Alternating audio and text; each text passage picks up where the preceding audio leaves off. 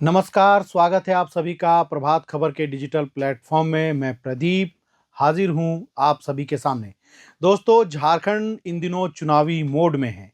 चुनाव भले ही नगर की सरकार चुनने की हो, शहर की सरकार बनाने की हो, लेकिन यहाँ प्रत्याशी जिस तरीके से पूरे दमखम के साथ मैदान में उतर चुके हैं, उससे ये बिल्कुल नहीं कहा जा सकता कि ये कोई शहर की सरकार चुनने का है। पूरी एक तरह से हर कोई अपने विरोधियों को पटकनी देने की जुगत में लग चुका है। हर कोई चाहता है कि उनके हिस्से में जीत आए। झारखंड में 9 नगर निगम क्षेत्र हैं और सभी निगम क्षेत्रों में मुकाबला टक्कर का होने वाला है। प्रत्याशी पूरी तरह से जमीन में उतर चुके हैं, दिन रात एक किए हुए हैं कि जनता उनके समर्थन में वोट करे। देखिए, चुनाव चिन्ह का भी आवंटन हो चुका था 2 दिन पहले ही, और चुनाव चिन्ह मिलने के बाद किसी को हार मिला तो प्रत्याशी कह रहे हैं कि एक तरह से जब उन्हें हार चुनाव चिन्ह हो चुका है तो उनकी जीत सुनिश्चित है। तो अगर किसी को एसी चुनाव चिन्ह आवंटित किया गया है तो वो कह रहे हैं कि इस एसी के ठंडक में विरोधी कहीं नहीं टिकेंगे। तो कहीं अगर किसी को बेबी वॉकर मिला है तो वह कह रहे हैं कि यह विकास का प्रतीक है। जिस तरह से बच्चों को बेबी वॉकर दिया जाता है और बच्चे शुरू से चलते हैं, तो एक तरीके से विकास का प्रतीक है। धनबाद नगर निगम से भी एक खबर सामने आई कि वहां पे वाम दलों का साथ जेएमएम के प्रत्याशी चंद्रशेखर अग्रवाल को मिल चुका है। वाम दल ने उनके समर्थन की घोषणा कर दी है। एक एक कर हम झारखंड के कुछ हिस्सों में चलेंगे जहां हमारे रिपोर्टर्स जमीनी नब्ज टटोलने की कोशिश कर रहे हैं। सबसे पहले चलते हैं राजमहल दीपक के पास। दीपक जी, बताएं राजमहल में क्या स्थिति बन रही है नगर निकाय चुनाव को लेकर। झारखंड नगर निकाय चुनाव 2026 और आपसे हम बात कर रहे हैं प्रभात खबर डिजिटल में राजमहल नगर पंचायत क्षेत्र का। राजमहल नगर पंचायत क्षेत्र जहां 14 वार्ड है और यहां 18,779 मतदाता हैं, जिसमें 9,094 पुरुष और 8,765 महिला मतदाता हैं। 14 वार्ड में 2 वार्ड संख्या 5 और वार्ड संख्या 14 जो निर्विरोध हो चुका है और निर्वाचित पदाधिकारी की ओर से इन दोनों वार्ड पार्षदों को प्रमाण पत्र दिया जा चुका है। ऐसे में 12 वार्ड से 44 वार्ड पार्षद पद के प्रत्याशी चुनावी मैदान में हैं और अध्यक्ष पद पर 4 प्रत्याशी चुनावी मैदान में हैं, जिनमें भावना गुप्ता, किताबुद्दीन शेख, मोहम्मद मखदूम शेख और मधुलता मंडल चुनावी मैदान में हैं। इसमें भाजपा से समर्थित प्रत्याशी मधुलता मंडल हैं, कांग्रेस से समर्थित प्रत्याशी भावना गुप्ता हैं और झारखंड मुक्ति मोर्चा से समर्थित प्रत्याशी किताबुद्दीन शेख हैं, जबकि मोहम्मद मखदूम शेख स्वतंत्र रूप से चुनावी मैदान में हैं। इनमें से चारों ही अपनी अपनी मजबूत दावेदारी पेश कर रहे हैं। किताबुद्दीन शेख और भावना गुप्ता जो कि पूर्व में अध्यक्ष रह चुके हैं। जब 2018 में दलगत चुनाव हुआ था उसमें किताबुद्दीन शेख जो जेएमएम के सिंबल पर चुनाव लड़े थे और जीत हासिल किए थे, वहीं कांग्रेस के सिंबल पर भावना गुप्ता को हार का सामना करना पड़ा था। ऐसे में हाजी मखदूम भी 2008 के चुनाव में चुनावी मैदान में अपना भाग्य आजमा चुके हैं और फिर से एक बार भाग्य आजमा रहे हैं। तो पूरी तरह चुनावी समीकरण सरगर्मी पर है और लोग अपने अपने पक्ष पर चुनाव जीतने का माहौल बना रहे हैं। दलीय समर्थन वाले जो लोग हैं उनके समर्थक और राजनीतिक दलों के लोग क्षेत्र में बूथ पर जाकर बूथ को मजबूत कर रहे हैं और मतदान कराने का अपने अपने पक्ष में प्रयास कर रहे हैं। वहीं जो स्वतंत्र रूप से चुनाव लड़ रहे मोहम्मद मखदूम शेख हैं, वो भी अपने समाज सेवा और लंबे कार्यों के अनुभव को बताते हुए चुनावी मैदान में हैं और बता रहे हैं कि उन्हें भी एक बार अवसर मिले। और दलगत चुनाव में जो भावना गुप्ता रही और मधुलता मंडल हैं और किताबुद्दीन शेख हैं, यह भी एक बार अवसर के लिए जो है प्रयास कर रहे हैं। अब देखा जाए कि जनता किनके पक्ष में अपना मतदान करती है। यह तो 23 तारीख को ही मतदान के बाद होने वाले 27 के परिणाम में पता चलेगा। सुना आपने नगर निकाय चुनाव को लेकर राजमहल की स्थिति के बारे में। अब हम आपको सीधा लिए चलते हैं धनबाद, जहां कांटे की टक्कर मानी जा रही है। बीजेपी की तरफ से कई बागी भी चुनावी मैदान में उतर चुके हैं। वहां हमारे साथ चर्चा के लिए मौजूद हैं शोभित रंजन जी। शोभित, बताएं क्या स्थिति बन रही है धनबाद में। नमस्कार। नगर निगम चुनाव एक रोचक मोड़ पर आकर खड़ा हो गया। नामांकन से लेकर के चुनाव चिन्ह आवंटित की प्रक्रिया लगभग क्या पूरी हो चुकी है।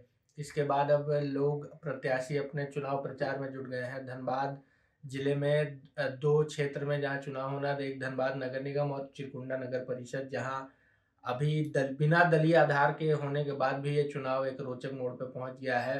धनबाद नगर निगम और चिरकुंडा नगर परिषद में धनबाद की दो बड़ी पार्टियां माले और झामुमो ने आपस में गठबंधन करके चुनाव लड़ने का निर्णय लिया है। पहले भाजपा में हुआ करते थे धनबाद के पूर्व मेयर चंद्रशेखर अग्रवाल, जो बाद में झामुमो में शामिल हो गए, और तो वो झामुमो के आज समर्थित प्रत्याशी भी हैं। तो माले की ओर से धनबाद नगर निगम में उन्हें समर्थन देने का निर्णय लिया गया है। वहीं चिरकुंडा नगर परिषद की बात करें तो झामुमो की ओर से चिरकुंडा नगर परिषद के माले के समर्थित प्रत्याशी को समर्थन देने का निर्णय लिया गया है। दोनों पार्टियां आपस में मिलकर के ये चुनाव लड़ेंगी और आपस में प्रचार प्रसार करेंगी। वहीं धनबाद में जिला प्रशासन की तैयारियों की बात करें तो जिला प्रशासन की ओर से धनबाद में लगभग 116 निर्गत किए हुए आर्म्स लाइसेंस हैं। उसमें से मात्र अभी तक आपको बता दें कि 200 ही जो आर्म्स हैं जो थाना में जमा हो चुके हैं। तो जिला प्रशासन की ओर से लोगों को 15 फरवरी तक की तिथि निर्धारित की गई है कि वो 15 फरवरी तक अपने आर्म्स को संबंधित थाने या नज़दीकी थाने में सत्यापन करवा करके जमा करवा दें। अगर ऐसा वो नहीं करते हैं तो उनके आर्म्स को लाइसेंस को रद्द करने की प्रक्रिया जिला प्रशासन की ओर से शुरू की जाएगी। वहीं आपको बता दें कि धनबाद नगर निगम में लगभग 175 बूथ पर मतदान होना है। वहीं चिरकुंडा नगर परिषद में लगभग 40 बूथों पर मतदान किया जाएगा, जिसमें धनबाद नगर निगम में लगभग 8 लाख से अधिक मतदाता हैं। वहीं चिरकुंडा नगर परिषद में 37,006 लगभग मतदाता हैं जो अपने मतदान अधिकार का उपयोग 23 फरवरी को करेंगे।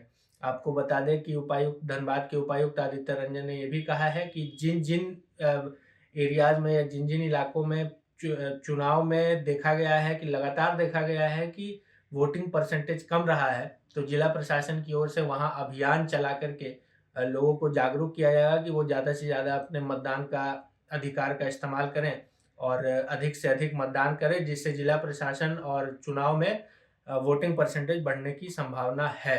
इसके बाद हम आपको सीधा लिए चलते हैं जमशेदपुर, जहां से हमारे साथ संदीप भारद्वाज बने हुए हैं। जी संजीव, बताएं जमशेदपुर की स्थिति क्या है? वहां भी काफी हैवीवेट कैंडिडेट हैं और लगातार जोर आजमाइश की जा रही है। वहां पर कैंडिडेट की तरफ से हर कोई चाहता है कि जीत उनके हिस्से आए। जमशेदपुर के चुनावी समर में आपका स्वागत है। मैं संजीव भारद्वाज आपको जमशेदपुर की खबरों के बारे में बताता हूं। जमशेदपुर में अब बागियों के खिलाफ कार्रवाई होनी शुरू हो गई है। आपने देखा होगा कि कांग्रेस के प्रत्याशियों के खिलाफ जहां जहां लोग पैरेलल कैंडिडेट दिया गया है वहां वहां उन लोगों के खिलाफ कार्रवाई करते हुए उन्हें निलंबित कर दिया गया है। सबसे बड़ी कार्रवाई मानगो में हुई है, जहां पर कांग्रेस की समर्थित प्रत्याशी सुधा गुप्ता के खिलाफ जेबा खान चुनाव लड़ रही थी। जेबा खान, जो खुद को कांग्रेस पार्टी का राष्ट्रीय प्रवक्ता बताती थी, उन्हें कल निलंबित कर दिया गया है। अब आपस में वाद विवाद और एक दूसरे के खिलाफ आरोप का दौर शुरू हो गया है। इसी तरह कार्रवाई करते हुए चाईबासा से रंजन बोईपाई को भी पार्टी से निष्कासित कर दिया गया है। रंजन बोईपाई कांग्रेस के पुराने कार्यकर्ता थे और वो कई पदों पर रह चुके थे। जुगसराई नगर निगम में आपसी विवाद और गहराता जा रहा है। एक दूसरे के खिलाफ अब धार्मिक टाइप के जो आरोप हैं वो भी लगने शुरू हो गए हैं। कांग्रेस के प्रत्याशी चुनाव मैदान में हैं, दूसरी ओर भाजपा समर्थित प्रत्याशी रिंकू सिंह, इसके अलावा झारखंड मुक्ति मोर्चा के अल्पसंख्यक आयोग के जो चेयरमैन खुद हैं, उनकी पत्नी नौशीन खान चुनाव लड़ रही हैं। दोनों तरफ मुकाबला काफी तेजी से आगे बढ़ रहा है और समर्थक आपस में एक दूसरे के प्रति जोश आजमाइश की ताकत में है। मैं संजीव भारद्वाज, जमशेदपुर से।